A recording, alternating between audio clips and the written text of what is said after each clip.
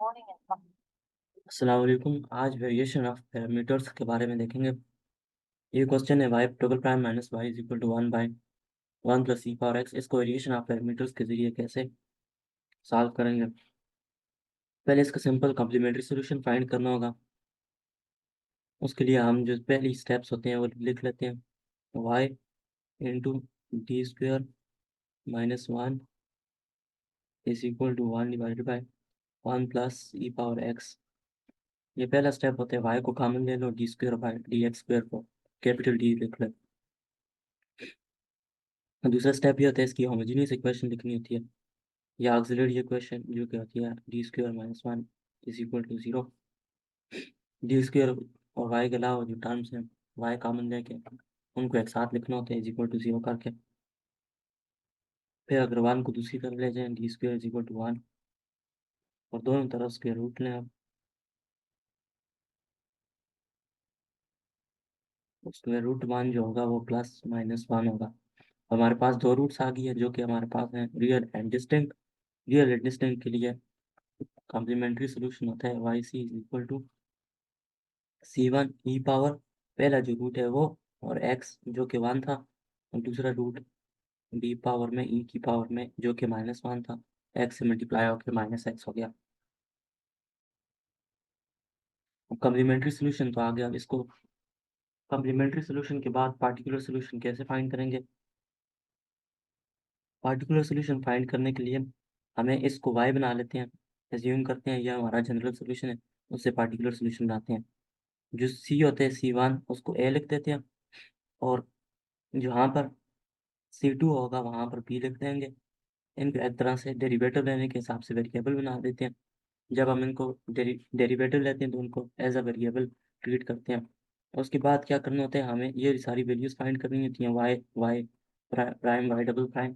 किस वजह से, जब हमारा ये जो सवाल है y double prime minus y is equal to 1/, ये इस इक्वेशन में पुट करने के लिए वाई तो है हमारे पास जो नीचे लिखा है अभी, और वाई डबल प्राइम अभी हम फाइंड करेंगे।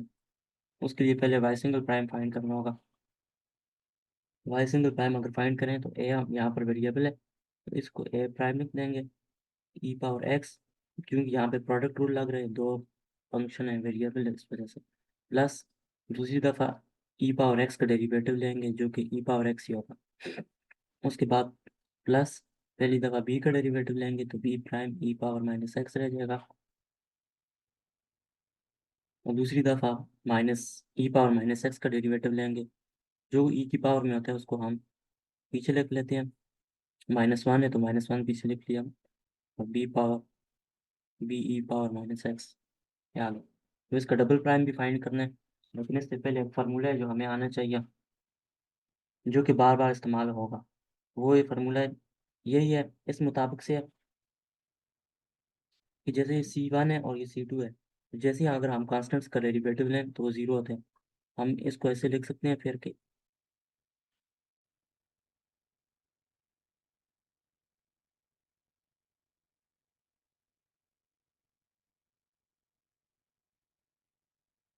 ए प्राइम ई power x plus B prime ई पावर माइनस एक्स ज़ीरो के इक्वल होगा। क्यों? क्योंकि ये जो C1 और C2 कांस्टेंट है, कांस्टेंट का डेरिवेटिव ज़ीरो, मल्टीप्लाई किसी कोई और टर्म ज़ीरो, मल्टीप्लाई कोई और टर्म वो ज़ीरो हो जाएगा। ये वाली इक्वेशन जो है आप हमें ये याद रखनी होगी।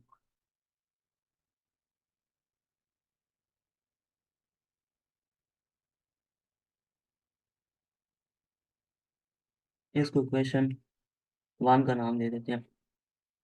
अब इसी इक्वेशन के मुताबिक अगर हम ऊपर वाली इक्वेशन देखें तो इसमें ए ई पावर एक्स और बी प्राइम ई पावर ए प्राइम ई पावर एक्स और बी प्राइम ई पावर माइनस एक्स, ये दोनों अगर ज़ीरो की इक्वल हो जाएंगे, ये दोनों जब ज़ीरो की इक्वल हो जाएंगे तो हम इसके बजाय सिर्फ ये दो टर्म्स लिखते हैं। ये आ जाएगा y prime is equal to a prime E power सिर्फ a E power x minus B E power minus x. ये हमारे पास सिंगल डेरिवेटिव आ गया। अब इसके बाद डबल डेरिवेटिव फाइंड करना भी आसान हो जाएगा। डबल डेरिवेटिव फाइंड अगर करें तो आएगा e a prime E power x plus A E power x, minus को बाहर ही छोड़ेंगे और अंदर से जो बी ई पावर माइनस एक्स है इसका डेरिवेटिव कर लेंगे। ऐसे भी दोबारा प्रोडक्ट रूल लगेगा, तो बी प्राइम ई power minus x minus B E power minus x, यहाँ पर ई पावर माइनस एक्स का डेरिवेटिव फाइंड हुआ है। इस माइनस को अंदर मल्टीप्लाई कर देंगे, वाई डबल प्राइम आ जाएगा a prime E power x plus A E power x minus B prime E power minus x, और यहाँ पे माइनस माइनस से मल्टीप्लाई करके plus B E power minus x. अब इसको ऊपर वाली इक्वेशन में पुट करना होगा, वाई डबल प्राइम में वाई को ऐड करके इज इक्वल टू जो भी टर्म है उसका करके लिखना होगा।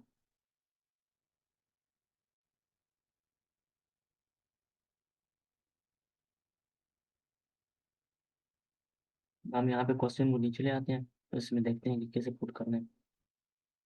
अब इसके मुताबिक अगर हम पुट करें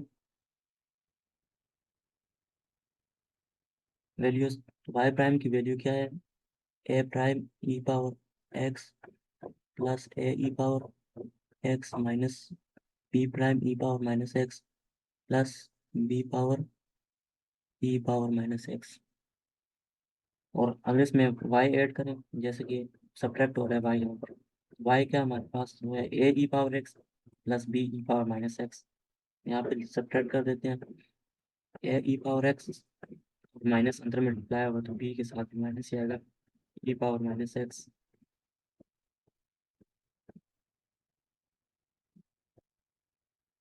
अब ये इक्वल टू कौन सी टर्म है, 1/1 प्लस ई पावर एक्स। अब इसमें से जो कुछ टर्म्स अगर कैंसिल हो रही हैं तो उन टर्म्स को कैंसिल कर देंगे, जैसे इसमें अब ये टर्म कैंसिल हो रही है minus A E power x plus A E power X cancel हो गया, minus B E power minus x और बी ई पावर माइनस एक्स भी कैंसिल हो गया, रह क्या गया हमारे पास, जो अगली टर्म हमारे पास रह जाएंगी वो रह जाएंगी A prime E power x minus B prime E power minus X is equal to is equal to 1/1 plus E power x. इसको इक्वेशन 2 का नाम दे देते हैं। अब जो इक्वेशन 1 थी उसको इसके साथ ऐड या सब्ट्रैक्ट करना होगा, और उसके मुताबिक से ए प्राइम और ए बी प्राइम की वैल्यूज फाइंड करके फिर ए और बी की वैल्यूज भी फाइंड करना होगा।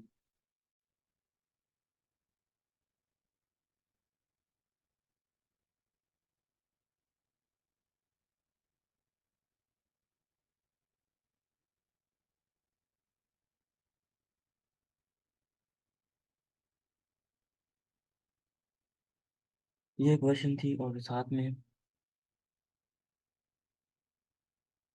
इज इक्वल टू 0 भी थी। अब इन दोनों इक्वेशंस को अगर हम ऐड करें, ये बहुत आसानी से ऐड होकर हमें ए ई पावर एक्स की वैल्यू दे सकती है, क्योंकि दूसरा जो वेरिएबल टर्म थी वो कैंसिल हो गया। ए प्राइम ई पावर एक्स पर क्या रह जाएगा, 1/1 प्लस ई पावर एक्स, ए प्राइम ई पावर एक्स रह जाएगा, बल्कि 2 ए प्राइम ई पावर एक्स रह जाएगा। ये दो वैल्यूज ऐड होकर 2 भी आ जाएगा। अब ए प्राइम को अलग कर दें अगर, A prime is equal to 1/ई पावर एक्स इंटू 1 प्लस ई पावर एक्स, साथ में नीचे 2 भी आ जाएगा। ये ए प्राइम की वैल्यू भी आ गई। अब बी प्राइम की वैल्यू भी फाइंड कर देते हैं। बी प्राइम की वैल्यू इस इस जगह पर ए की वैल्यू पुट करके नहीं, यहाँ से आसानी से फाइंड की जा सकती है, इसको पुट कर देंगे। ए प्राइम की वैल्यू पुट करते हैं 1/2 E power X into 1 plus ई पावर एक्स, ये तो ए प्राइम था लिख दिया, into E power x plus B prime ई power X into E power x plus B prime ई पावर माइनस एक्स, ये equal है 0 के। अभी B prime of E power X के लिए वैल्यूज अलग करनी है, ये दो आपस में कैंसिल हो सकते हैं।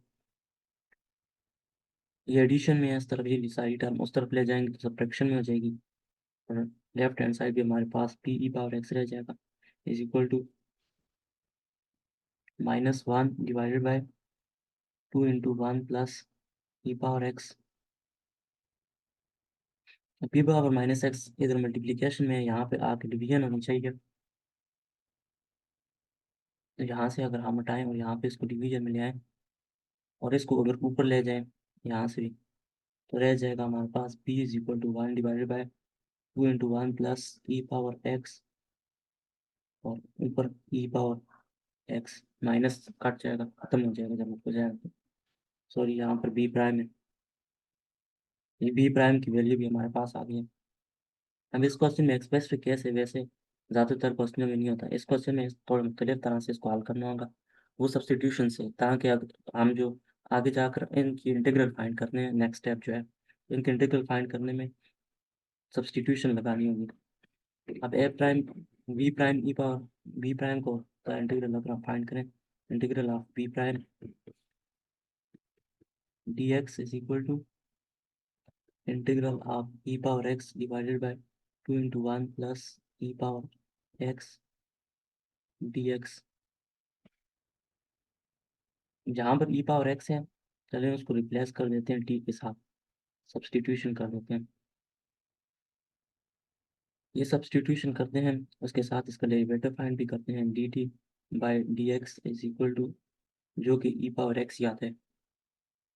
डी एक्स को अगर ई पावर एक्स पे यहाँ मूव कर दें, डी एक्स पे यहाँ मूव कर दें, तो हमारे पास आ जाएगा E power X is equal to D T by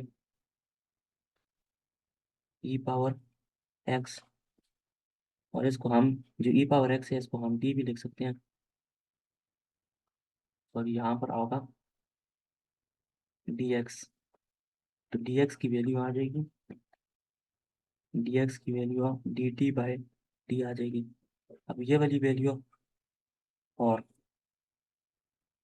इस वैल्यू को ऊपर बी प्राइम के जो इंटीग्रल है उसमें पुट कर देते हैं, तो बी क्या आ जाएगा, बी आ जाएगा ई पावर एक्स के बजाय टी पुट कर देंगे, और 2 × 1 प्लस टी यहाँ पर पुट हो जाएगा, और D T divided by T यहाँ आ जाएगा डी एक्स की जगह पर। टी और टी आपस में कैंसिल हो सकते हैं, तो बी इज इक्वल टू 1/2 अलग आ गया, इंटीग्रल साथ में है ही है, और 1/1 प्लस टी डी टी। और हमें पता है कि लॉग का क्या होता है, लॉगरिथमिक इंटीग्रल जब लेते हैं तो ln की फॉर्म में से हम लिख सकते हैं, जब नीचे एक फंक्शन हो और ऊपर उसका डेरिवेटिव हो। अब हम देखते हैं 1 + t का डेरिवेटिव क्या है, 1 + t का डेरिवेटिव है 1, और साथ में dt भी है, तो उस वजह से इसका डेरिवेटिव है, तो इसको ऊपर लिख लेते हैं। ln की फॉर्म में इसको हम लिख सकते हैं, इसका मतलब 1/2 ln ऑफ 1 + t + c। अब अगर हम इसको रिप्लेस करना चाहें तो बी प्राइम को हम लिख सकते हैं is equal to 1/2 ln of 1 plus E power x plus C. यहाँ पे सिर्फ बी होगा, बी की वैल्यू हमने फाइंड कर दिया। अब ई की ए की भी वैल्यू फाइंड करनी है, और उसके बाद हम जो कम्प्लीमेंट्री सोल्यूशन है उसमें इन दो वैल्यूज को पुट कर देंगे, तो जनरल फॉर्म जो कम्प्लीमेंट्री पार्टिकुलर सोल्यूशन है वो आ जाएगा। ए की वैल्यू है,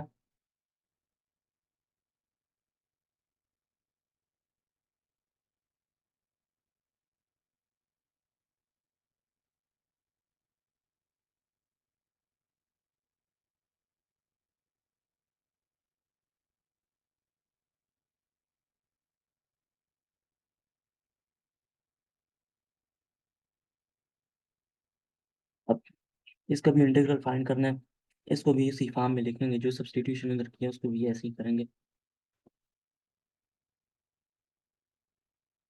आप देख सकते हैं ए इज इक्वल टू, इस तरफ इंटीग्रल ले लें, is equal to integral 1/e⁻x को डी लिया था, डी लिख देते हैं हम इसको, से डी लिया था, तो जहाँ पे डी एक्स लिखना होगा तो उसके बजाय हम डी टी बाई टी से रिप्लेस किया था। इसमें भी फॉर्मूले लगेंगे, उसी तरह इसको भी सॉल्व किया जाएगा।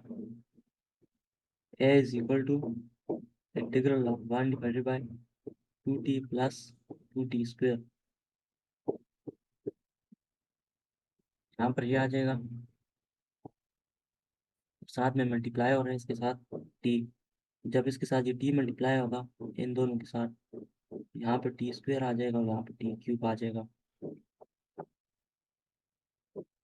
या इसके बजाय अगर हम इसको पार्शियल फ्रैक्शन से करना चाहें तो ज़्यादा सही होगा, इसलिए इसको मल्टीप्लाई नहीं करते,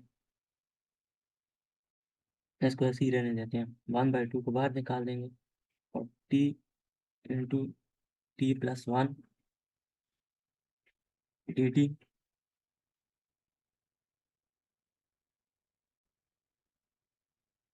साथ में ये t भी है तो t² आ जाएगा। अब इसको अगर हम एलसीएम से करना चाहें, इसको देखना चाहें कि कैसे होगा पार्शियल फ्रैक्शन से, सॉरी, तो इसको हम लिख सकते हैं 1/t² × t+1 is equal to a/t+1। और जो हमारे पास क्वाड्रेटिक होता है स्क्वायर की फॉर्म में, उसको हम ऐसे लिखते हैं /t²। अब अगर दोनों तरफ हम t² × t+1 मल्टीप्लाई करें तो ये वाली टर्म तो इससे सारी कैंसिल हो जाएगी, और यहाँ पे भी t² × t+1 ऐड करें, t+1 इंटू टी,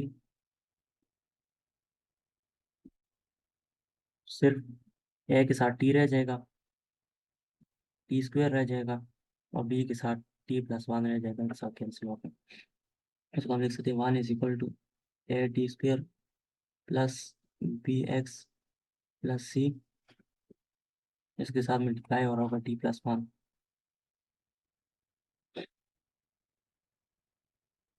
अब इनमें से हमें ए बी और सी की वैल्यू फाइंड करनी होगी, इसमें पुट करनी होगी, ऊपर पुट करके आखिरी आंसर आ जाएगा हमारा 1 इज इक्वल टू, अगर हम टी की बजाय 0 पुट कर लें ये वाली टर्म 0 हो जाएगी, plus b x, sorry b t, ये भी 0 हो जाएगा, और ये 0 होगा तो 0+1 1, 1 इंटू सी, सी, सी की वैल्यू तो 1 आ जाएगी। अब दूसरी वैल्यू फाइंड करनी है, सी की वैल्यू एक आ गई है, और अगर हमें कुछ ऐसी वैल्यू अब पुट करनी है कि हमारे पास बी और ए दोनों की वैल्यूज भी साथ में आ जाए, उसके लिए अगर हम टी को -1 पुट कर दें और सी की वैल्यू पुट कर दें तो फिर भी कुछ वैल्यू आ सकती हैं, तो हम लिखते हैं 1 is equal to a × -1² plus b × -1, ये वाली सारी टर्म उससे मल्टीप्लाई हो गया तो माइनस बी आ जाएगा, प्लस सी, सी की कुछ भी वैल्यू हो लेकिन ये 0 से मल्टीप्लाई हो रहा है, सी इधर 1 भी लिखते हैं, अगर ये सारी टर्म 0 हो जाएगी, और a × -1² ए और a 1 की इक्वल आ गया। अब ए और बी की वैल्यू आ गई है तो हम सी, ए और सी की वैल्यू आ गई तो बी की वैल्यू आसानी से फाइंड कर सकते हैं।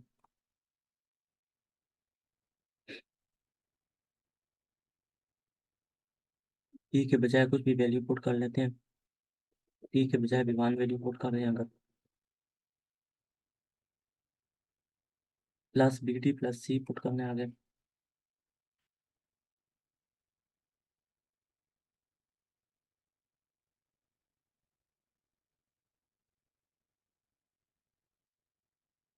b+1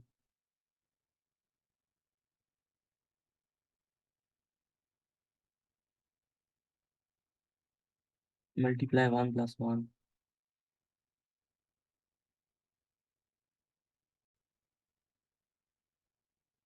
हो जाएगा 1 is equal to 1 plus b+1 इस 2 के साथ जब मल्टीप्लाई होगा 2 अंदर दोनों के साथ मल्टीप्लाई हो जाएगा, ये आ जाएगा 1 प्लस 2b+2, 2 और 1 3 हो गए, और इस तरफ आ जाएंगे अगर तो -3 हो जाएगा, और -3+1 -2 होते हैं, -2 इज इक्वल टू 2b। अब इन दोनों को यहाँ से कैंसिल कर दें तो b की वैल्यू -1 आ जाएगी। अब ए बी और सी की वैल्यू आ गई तो इनको हम पुट कर सकते हैं, अभी उनको पुट करते हुए ये करना होगा कि आप जो ए की वैल्यू थी वो तो 1 ऐसे आ जाएगी, ए डिवाइडेड बाय 1 + t ऐसे होगी। और जो बी की वैल्यू होगी उसके नीचे जो क्वाड्रेटिक थी ना इस दफ़ा बी एक्स प्लस सी क्वाड्रेटिक थी टी स्क्वेयर, इससे छोटी टर्म टी होगी, इससे जो टी पावर 1 है इससे छोटी टर्म है, तो उसके बाद उससे पहले बी के नीचे जो इसमें सबसे छोटी टर्म होगी टी वो लिखेंगे, और सी के नीचे जो इसकी मैक्सिमम टर्म है टी स्क्वेयर वो लिखेंगे, और इसको ए बी और सी को पुट करके इसका इंटीग्रल फाइंड कर देंगे। अब इसका इंटीग्रल फाइंड करना है, पीछे 1/2 था और यहाँ था ए तो 1 था, 1/1 + t प्लस b-1 था, b-1 था तो यहाँ लिखते हैं b/t, और सी 1 था तो यहाँ लिखते हैं 1/t², और डी टी सबके साथ मल्टीप्लाई हो रहा है।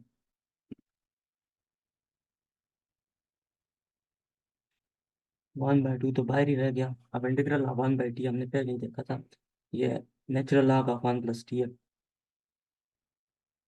नेचुरल लॉग ऑफ 1 + t, और यहाँ पर भी नेचुरल लॉग ऑफ t आएगा।